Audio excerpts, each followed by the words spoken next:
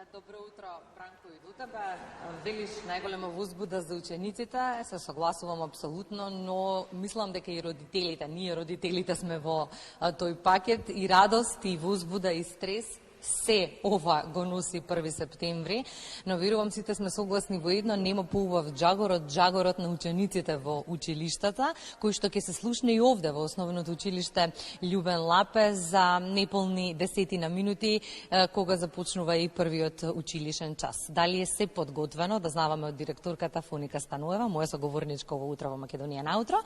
Добро утро, госпоѓа Стануева, нека ни е среќен почетокот на новата учебна година. Добро утро, среќен почеток на сите ученици, посебно на првачињата, и поздрав до сите ваши гледачи. За нетели 15 минути започнува првиот училишен час, кога ќе го слушнаме и звончето. Она што мене ме интересира за почеток на разговорот, дали е се подготвено? Училиштата се спремни, подготвени, исто како што и децата и родителите се возбудени, така и ние, секоја прва година, секој 1 септември, секоја година за нас е нешто ново. Како училиште сме подготвени, очекуваме да имаме мирна и успешна учебна година.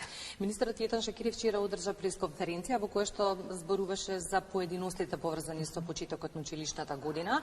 Меѓу другото спомена дека учениците ќе ги имаат своите учебници, освен оние за 3-то и 6-то оделение, кои што малку ќе дуцнат, но материјали за нив се доставени. Ги добили ли основното училиште Љубен Лапе потребните материјали за почеток на годината и за одржување? Во Љубен Лапе делумно се добиени учебници за учениците од 2 до 9 оделение.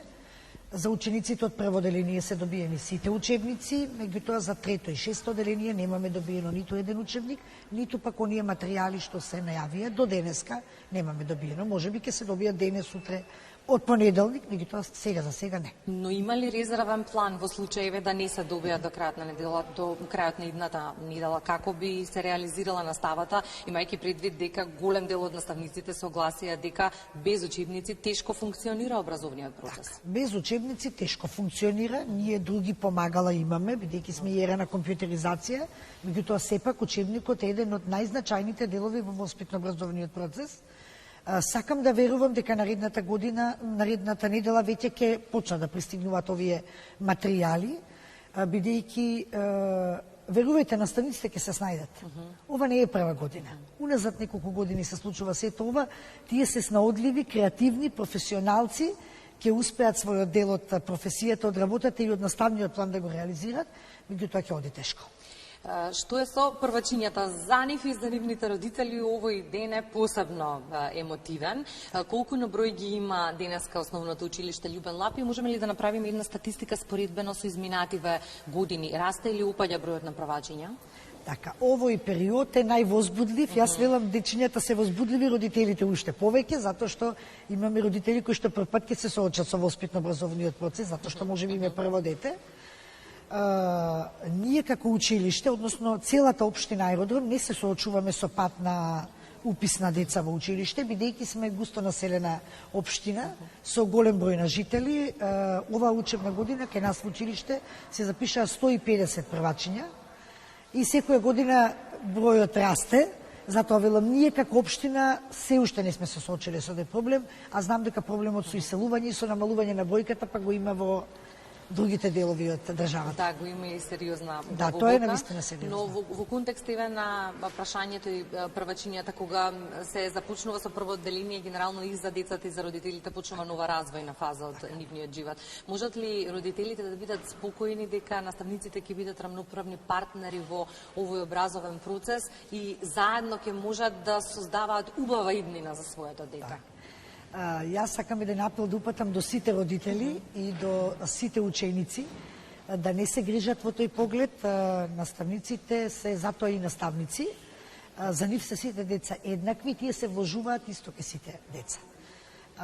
Без грижи нема потреба од страф, од учењето, од образовниот дел, од воспитниот дел. Ние сме тука за нив, да дадеме максимум од нас и да направиме ученици кои што ќе бидат пример за ова општество и за оваа држава.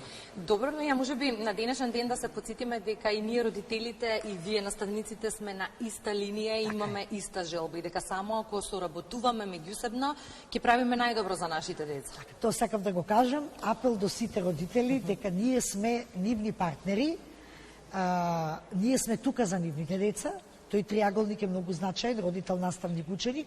Нашите врати се секогаш отворени за комуникација. Се што е за нивното дете, ние сме тука да го решиме на најдобар начин.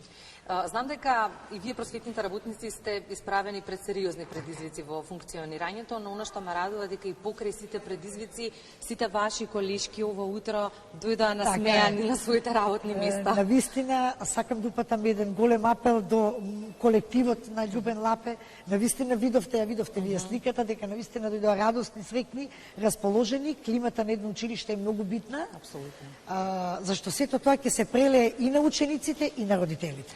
Нема да ви одземам повеќе време. Учениците веќе почнаа да пристигнуваат, што значи дека започнуваат и вашите работни обврски. Така е, ви благодарам и на вас. Среќно до сите првачиња и до сите ученици. Благодарам уште. Се гледаме за убави поводи. Се гледаме за убави поводи. Се надевам дека спокојно ќе помине. Спокојно ќе биде секако што треба. Благодарам за разговорот, благодарам госпоѓа Станоева.